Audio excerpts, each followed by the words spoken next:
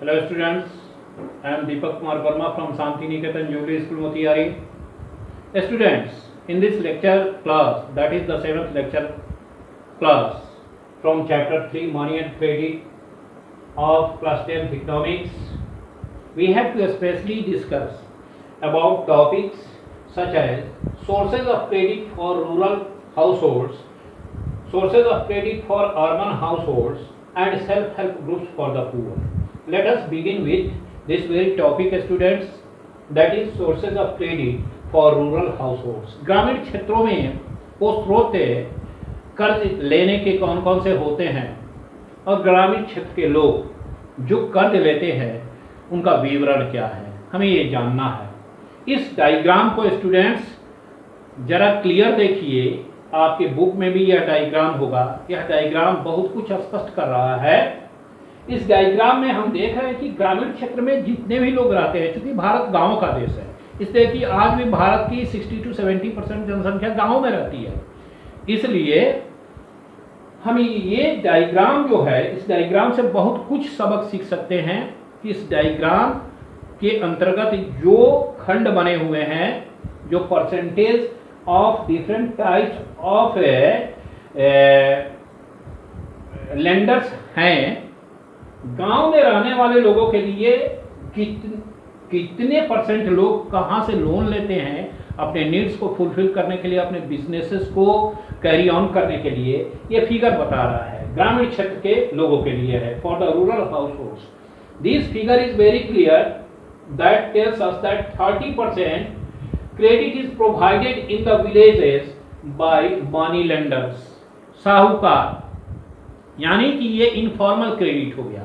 Whenever one gets money from money lenders in the villages, that very source of credit is known as informal credit because the rate of interest on it is very high. The second one is 1% is taken by landlords, zamindar. They are also from informal lenders. They also give some money to the needy people at higher rate of interest. So landlords also contribute 1% out of the total got loan in the villages. After that comes here commercial, from commercial banks 25% money as loan is taken in villages by commercial banks. Means this is a very little part which tells us that there is a great need to expand the areas of formal sector credit in the villages to get rid of the exploitation of households, village households. अब इसके बाद जो बात आती है cooperative societies, they contribute 27% loan to the rural households, 27% loan is provided by the cooperative societies to the rural households, and after that 7% is provided by others. There can be so many types of people who can give loan to the rural households to fulfill their needs, and 7% again is provided by friends and relatives. Friends and relatives are examples of informal lenders. They also provide loan to the needy people at higher rate of interest. So friends, relatives, money lenders, landowners are all examples of informal sector credit, informal sector. So they exploit too much to those people who get such loans from such people. Friends and relatives provide 7% of loan, 3% is provided by traders, व्यवसायियों के द्वारा 3% दिया जाता है, and earlier we have studied that 30% is provided by money lenders, साहूकार. So see this very situation as a whole. Whenever we discuss on the basis of this very diagram, we come to know, students, that there is too much exploitation of many people in the villages because many people get the loan from informal sector. Because here money lenders are also examples of informal sector, landowners are also examples of informal sector, others can also be examples of informal sector. Friends and relatives can also be examples of informal sector, and traders can also be examples of informal sector. So too much exploitation is done with the village households by the informal lenders. So there is a great need to get rid of the situation, and for that consciousness and literacy must be spread to the masses so that they can be aware of this adverse situation. कहने का अभिप्राय यह है कि आज भी गांव में रहने वाले लोगों का ज़्यादा एक्सप्लॉयटेशन इसलिए हो रहा है क्योंकि वे इनफॉर्मल सेक्टर लोन लेते हैं, इनफॉर्मल सेक्टर से लोन लेते हैं। वो मनी लेंडर्स हो, वो लैंड ओनर्स हो, वो फ्रेंड्स एंड रिलेटिव्स हो, वो अदर्स हो, वो ट्रेडर्स हो, या फिर जो भी हो, ये देते हैं लोन ताकि इन्हें हायर रेट ऑफ इंटरेस्ट पर फायदा हो सके।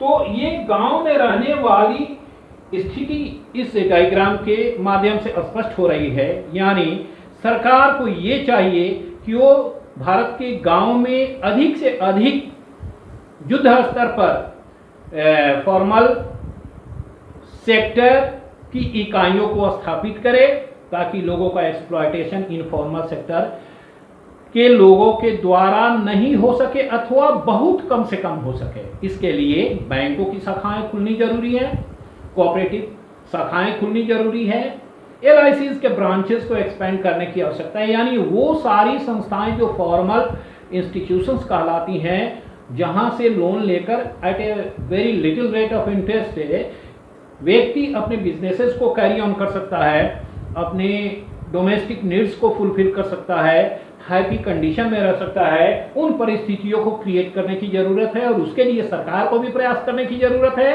और गांव में रहने वाले ऐसे लोग जो इनकी बुराइयों से अवगत तो हैं लेकिन प्रयास नहीं करते हैं अथवा उनमें लिटरेसी की कमी है और उनमें जागरूकता की भी कमी है, अवेयरनेस की भी कमी है, तो इन चीजों को भी बढ़ावा देने की जरूरत है ताकि वे इन इनफॉर्मल सेक्टर की बुराइयों से बच सके और उनका हैप्पी लाइफ बन सके। बहरहाल हर स्तर पर प्रयास करने की जरूरत है, व्यक्ति के स्तर पर, संगठन के स्तर पर, सरकार के स्तर पर, ताकि गांव में रहने वाले लोगों का एक्सप्लॉयटेशन इस तरीके से ना हो सके जिस तरीके से इनफॉर्मल लेंडर्स उनके साथ करते आए हैं। अब इसके बाद जो परिस्थिति आती है वो sources of credit for urban households. शहरी क्षेत्र में सोर्सेज ऑफ क्रेडिट क्या हो सकता है, जरा आप विचार कीजिए। यहाँ पर 4 फिगर्स हैं। इन 4 फिगर्स में 15% और 85% जो दिया गया है। मैं आपको एक बात बताना चाहूंगा यहाँ पर कि ये फॉर्मल सेक्टर और इनफॉर्मल सेक्टर से लेने वाले शहरी क्षेत्र में लोग हैं, इनका परसेंटेज क्या है। ऐसे लोग जो पुअर हाउसहोल्ड्स हैं उनमें फॉर्मल सेक्टर से वहां पर 85%, माने आमतौर पर ऐसा एरिया या ऐसा समाज जहां पर अधिकांश पुअर हाउसहोल्ड्स हैं वहां पर only among poor households only 50% get the formal loan. How critical the situation is, just you can imagine। 15% यानी 15% लोगों के पास ही या तो कोलेटरल है या समझदारी है या दोनों है। वे 15% यानी 85% का टू मच एक्सप्लॉयटेशन होता है। जरा ध्यान दीजिए, इस 85% लोगों का खुला खुला एक्सप्लॉयटेशन होता है because they have neither collateral nor sense just how to just protect themselves. Only 15% approach formal sector credit in the urban house areas and that is related to poor households. जरा दूसरे figure को ध्यान से देखिए, यहाँ 47% और 53% में division है। ये 47% जो लोग हैं और 53% ये स्पेशली विथ सम एसेट्स, यानी एक दूसरा सामाजिक वर्ग है गांव में रहने वाला, एक दूसरा वर्ग है, एक दूसरी कैटेगरी इकोनॉमिक और सोशल कंडीशंस हम कह सकते हैं, वाली स्थिति बनती है जहां लोग विथ सम एसेट्स हैं, कुछ संपत्ति उनके पास है। उनमें से 47% people with some assets in the rural areas, sorry in the urban areas approach 47% approach formal organizations for getting the loan like bank, LIC and cooperatives. फिर भी यहाँ 53% समझदार नहीं है या उनके पास एसेट नहीं है या दोनों ही चीजें नहीं है। यहाँ भी अभी 53% का खुलेआम एक्सप्लॉयटेशन होता है। अब इसके बाद तीसरा फिगर जो है वो 28% और 72% ये भी अर्बन हाउस होल्ड्स के लिए ही है। यहाँ पर जो ये चीजें हैं, यहाँ ये ऐसे लोग हैं, ये ऐसा समाज है जहां सम एसेट्स उनके पास हैं। This is a society of the urban households who have some assets and इस सोसाइटी में रहने वाले 72% लोग अप्रोच करते हैं फॉर्मल सेक्टर यानी बैंक, LIC और cooperative for getting the loan and running their businesses और फुलफिल देयर नीड्स और बोथ। बट यहाँ भी संपत्ति रखने के बावजूद भी 28% जो लोग हैं वो एक्सप्लॉयट होते हैं, इनफॉर्मल सेक्टर से ही लोन लेते हैं, यानी उनका भी खुलेआम एक्सप्लॉयटेशन होता है। ध्यान दीजिए, जहां नहीं है वहां एक्सप्लॉयटेशन हो रहा है, जहां संपत्ति नहीं है शहरी क्षेत्र में वहां एक्सप्लॉयटेशन ज्यादा हो रहा है।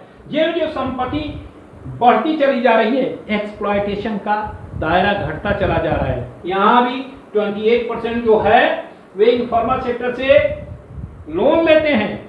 ऐसे लोग जिनके पास या ऐसा समाज जहां पर कुछ एसेट्स हैं 72% अप्रोच करते हैं फॉर्मल लोन के लिए और 28% इनफॉर्मल सेक्टर को फिर भी अप्रोच करते हैं। तो यहाँ भी एक्सप्लॉयटेशन होता है खुलम खुला 28%, यहाँ भी एक्सप्लॉयटेशन होता है 47%, यहाँ एक्सप्लॉयटेशन होता है 85%। और लास्ट फिगर को देखिए, ये अर्बन हाउस होल्ड्स के संदर्भ में ऐसा समाज है जहाँ रिच हाउस होल्ड्स की संख्या ज्यादा है।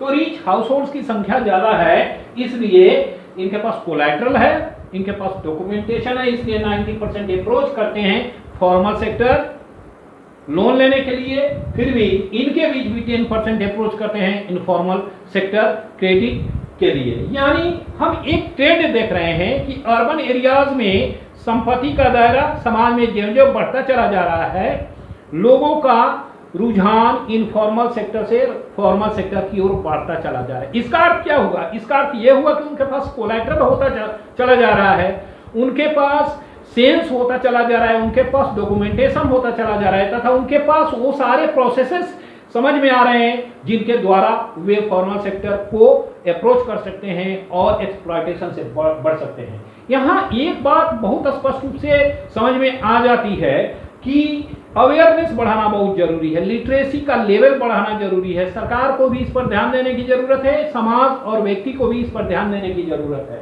तो इस तरीके से चाहे वो रूरल एरियाज हो या अर्बन एरियाज हो, ये फिगर क्लियरली हमें ये बता रहे हैं कि नहीं, आज भी एक्सप्लॉयटेशन का एक दौर चल रहा है और शहरी क्षेत्र में वो एक्सप्लॉयटेशन धीरे धीरे संपत्ति वालों के साथ कम और जिनके पास संपत्ति नहीं है उनके साथ ज्यादा हो रहा है। और ग्रामीण क्षेत्रों में तो ये स्पष्ट हो गया था रूरल एरियाज में कि वहां as a whole informal sector से ही लोग ज्यादा क्रेडिट लेते हैं, लोन लेते हैं और इसलिए उनका ज्यादा एक्सप्लॉयटेशन होता है। इसीलिए सरकार को चाहिए कि शहरों के साथ साथ ग्रामीण क्षेत्रों पर ज्यादा से ज्यादा फोकस करे, वहां ज्यादा से ज्यादा फॉर्मल इंस्टीट्यूशंस खुले, मॉनेटरी इंस्टीट्यूशंस खुले, ताकि लोगों का एक्सप्लॉयटेशन जो इनफॉर्मल सेक्टर के माध्यम से हो रहा है उसे या तो मिनिमाइज किया जा सके या पूर्णतः खत्म किया जा सके। तो ये दो फिगर स्पष्ट रूप से ये बता रहे हैं कि लोगों का एक्सप्लॉयटेशन क्यों हो रहा है, किस सेक्टर के द्वारा हो रहा है, उस एक्सप्लॉयटेशन को हम मिनिमाइज कैसे कर सकते हैं या बिल्कुल समाप्त कैसे कर सकते हैं, और इस एक्सप्लॉयटेशन का सीधा संबंध हमारी संपत्ति और हमारे अवेयरनेस और लिटरेसी से जुड़ा हुआ है। तो अगर हम ये कहना चाहें कि वी हैव टू मिनिमाइज और just stop the exploitation due to formal sector linking, then we have to spread our literacy, we have to spread our awareness as well as we have to try to just approach formal sector. Our government is equally responsible to look after the well-being of the rural households mostly, as well as in particular urban households also. Thank you very much. Next topic, self-help groups for the poor, is the left topic that will be discussed in the next lecture video, that will be the 8th lecture video, because this was the 7th lecture video, and self-help groups for the poor is also necessary for the discussion that we after this will discuss. Thank you very much.